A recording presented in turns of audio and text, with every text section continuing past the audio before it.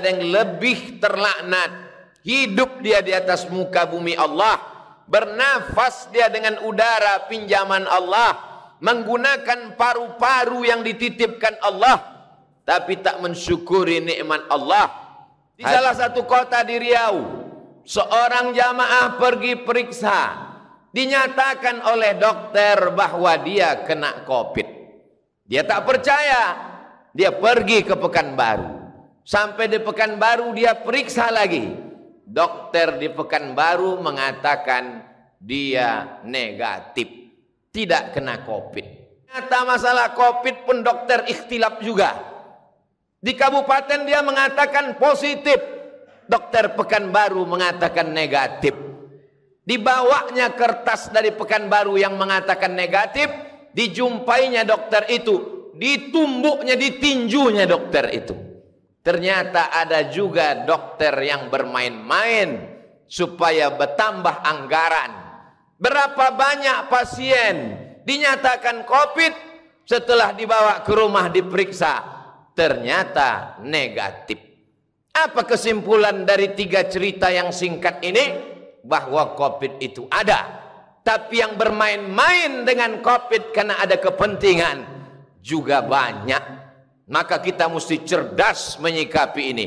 Karena anggaran tentang masalah COVID ini besar. Celaka laknat Allah terbesar bagi mereka yang berani mempermainkan umat. Susah mereka kena sakit, keluarganya meninggal dunia.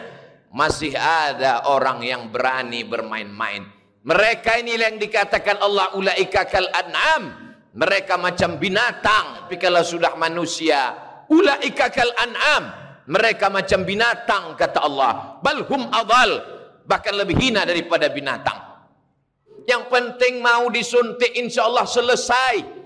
Tiba-tiba keluar headline, judul berita besar, sudah 2 kali vaksin tetap positif COVID. 15 Maret 2021 jpnn.com. Apa maknanya? Ternyata disuntik dia pagi, petang dia kena. Apa sebabnya? Karena virus COVID bermutasi. Dia berkembang biak. Dia terus berkembang. Dia tidak berhenti. Orang yang sudah vaksin, kata Pak Dokter, hanya menambah kekebalan tubuh. Tapi untuk menangkis sama sekali, tak ada yang menjamin. Berapa banyak dokter, kepala daerah sudah vaksin, kena juga. Lalu apakah lantas kita tidak vaksin? Yang meyakini bahwa vaksin itu dari babi, sampai kapanpun babi itu tetap haram. Memakan babi haram, pakai babi haram. Kalau mengharapkan vaksin, tak dapat diharapkan. Berharap kepada dokter, dokter pun mati juga.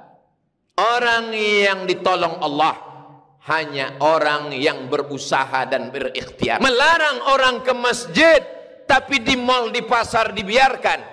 Di mana letak hati kecilmu? Tak malukah engkau nanti kalau berjumpa dengan Allah? Di masjid orang hanya 5-10 menit. Masbuk, lambat sampai masjid, sudah qomat. Hanya 5 menit dia di masjid. 5 jam orang duduk beramai-ramai, ketawa, cekakak cekiki, tertular penyakit. Masjid yang kau salahkan. Tak malukah engkau nanti menyebut nama Allah, menyebut Rasulullah, padahal tempat ini yang dipanggil Allah, dipanggil Rasulullah sallallahu alaihi wasallam. Tetapi yang mengerti penyakit ini juga dokter. Pak Dokter, apa yang membuat ibu itu semakin parah? Ustadz Abdul Somad, yang membuat kita semakin terpuruk adalah pikiran kita. Pikiran kita lah yang paling berbahaya.